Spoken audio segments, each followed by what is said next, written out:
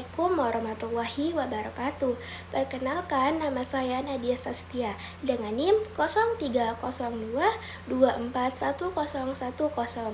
Nah, pada video kali ini saya akan menjelaskan tentang konsep dasar filsafat pendidikan Islam.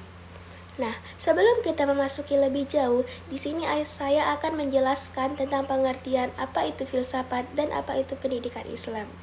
Nah, filsafat itu berasal dari bahasa Yunani, yaitu philosophia, yang berarti cinta akan kebijaksanaan. Nah, jadi filsafat itu adalah usaha untuk mencari dan memahami makna di balik segala hal, termasuk eksistensi pengetahuan, nilai, dan moralitas. Nah, dalam pembicaraan yang lebih luas, filsafat adalah suatu usaha manusia untuk memahami berbagai aspek kehidupan, termasuk eksistensi, pengetahuan, dan nilai-nilai moral. Nah, jadi filsafat itu mengajarkan kita untuk berpikir kritis dan analitis, sehingga kita tidak hanya menerima informasi begitu saja, tetapi kita juga mempertanyakan dan menggali lebih dalam tentang kebenaran yang ada di sekitar kita. Selanjutnya, di sini kita akan membahas mengenai definisi pendidikan Islam. Sebelum itu, mari kita bahas definisinya satu persatu.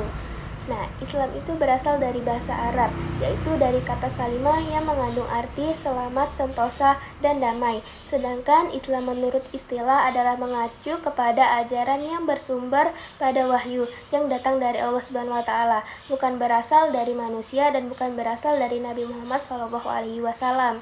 Nah, selanjutnya itu pendidikan itu apa sih? Pendidikan adalah usaha sadar untuk menyiapkan peserta didik melalui kegiatan, bimbingan, pengajaran, dan pelatihan bagi peranannya di masa yang akan datang. Nah, jadi pendidikan Islam itu apa?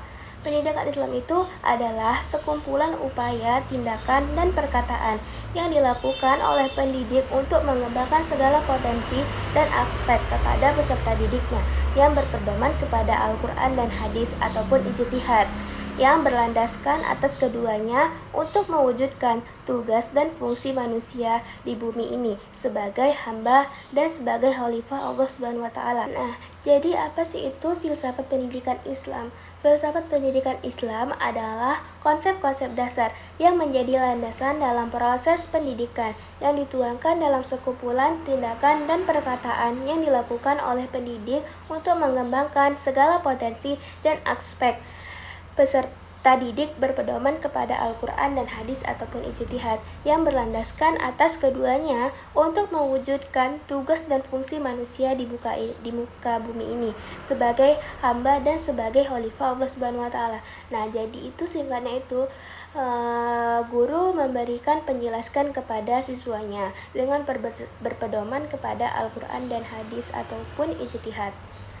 Sanusi Uwais mengatakan ada beberapa fungsi filsafat pendidikan Islam, yaitu yang pertama, infrastruktur bagi perilaku guru. Nah, fungsi ini mengacu bagaimana pemahaman filsafat pendidikan Islam guru dalam menjelaskan tugasnya. Dengan memiliki dasar yang kuat, guru bisa lebih percaya diri dan tahu bagaimana cara mengajar yang baik. Ini seperti fondasi rumah. Semakin kuat fondasinya, maka semakin stabil rumahnya. Kemudian yang kedua, mendisiplinkan perilaku pendidik dan murid. Nah, filsafat pendidikan Islam ini mengajarkan kita pentingnya disiplin, baik guru maupun siswa.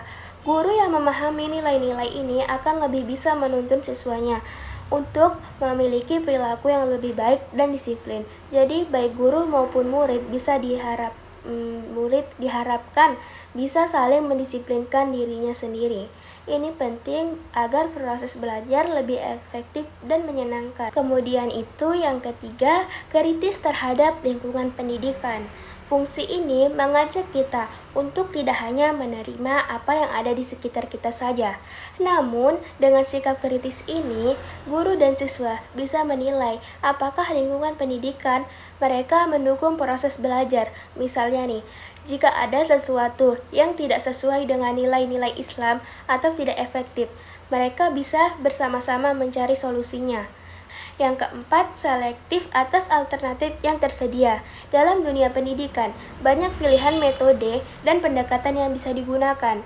Filsafat pendidikan Islam mendorong kita untuk memilih mana yang paling cocok untuk kebutuhan siswa. Ini seperti memilih makanan. Kita harus memilih makanan yang sehat dan baik bagi tubuh kita sendiri. Yang terakhir, kritis terhadap istilah-istilah. Nah, seringkali dalam pendidikan kita dihadapkan pada istilah-istilah yang bisa membingungkan. Dengan sikap kritis, kita itu diajak untuk memahami istilah-istilah tersebut. Ini penting agar kita tidak terjebak pada jargon yang tidak jelas maknanya. Memahami istilah dengan baik membantu kita lebih mengerti materi yang diajarkan. Dengan memahami fungsi-fungsi tersebut, kita bisa melihat betapa pentingnya filsafat pendidikan Islam dalam membentuk cara berpikir dan bertindak, baik guru maupun siswa. Selanjutnya, mengenai metode pengembangan filsafat Islam. Filsafat Islam dalam memecahkan problema pendidikan Islam atau problema pendidikan yang dihadapi umat Islam dapat menggunakan beberapa metode, antara lain yaitu yang pertama metode spekulatif dan kontemplatif. Metode ini lebih ke arah berpikir dalam dan merenungkan hal-hal yang abstrak. Dalam pendidikan Islam ini berarti kita tidak hanya belajar dari buku, tapi juga berpikir kritis tentang apa yang kita pelajari.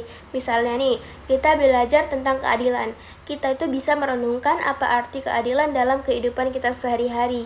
Ini membantu kita untuk memahami nilai-nilai Islam lebih dalam. Kemudian yang kedua, pendekatan normatif. Pendekatan ini menekankan pada norma-norma dan aturan yang ada. Dalam konteks pendidikan Islam, kita diajarkan untuk mengikuti pedoman yang sudah ditetapkan dalam Al-Quran dan hadis. Jadi kita tidak hanya belajar dari teori, tapi juga bagaimana menerapkan nilai-nilai tersebut dalam praktik sehari-hari. Ini seperti mengikuti aturan main dalam sebuah permainan. Jika tahu cara mainnya, maka kita bisa bermain dengan baik. Kemudian, analisa konsep. Di sini, kita diajak untuk menggali lebih dalam arti dari berbagai konsep yang ada dalam pendidikan. Misalnya nih, kita bisa menganalisis apa yang dimaksud dengan pendidikan dalam konteks Islam. Dengan menganalisis konsep-konsep ini, kita bisa mendapatkan pemahaman yang lebih lanjut dan aplikatif tentang bagaimana pendidikan seharusnya berlangsung. Selanjutnya yang keempat, pendekatan historis. Metode ini melihat sejarah dan perkembangan pendidikan dari waktu ke waktu. Kita belajar dari pengalaman masa lalu untuk memahami bagaimana pendidikan Islam itu berkembang dan apa yang bisa kita ambil dari sejarah tersebut. Ini membantu kita melihat bagaimana nilai-nilai pendidikan Islam bisa tetap relevan di zaman sekarang. Kemudian yang terakhir, pendekatan ilmiah terhadap masalah aktual. Dalam pendekatan ini, kita menggunakan metode ilmiah untuk menganalisis masalah yang kita hadapi. Misalnya ini, kita bisa melakukan penelitian dan data untuk memahami tantangan yang ada dalam pendidikan Islam. Dengan cara ini, kita bisa menemukan solusi yang lebih efektif dan berbasis pada fakta, bukan hanya sekedar asumsi. Nah, dengan memahami metode-metode tersebut, kita bisa lebih siap untuk mengembangkan pendidikan Islam yang sesuai dengan konteks zaman dan kebutuhan masyarakat. Nah, mungkin sampai di sini saja penjelasan saya tentang konsep dasar filsafat pendidikan Islam. Sekian dari saya ucapkan terima kasih. Assalamualaikum warahmatullahi wabarakatuh.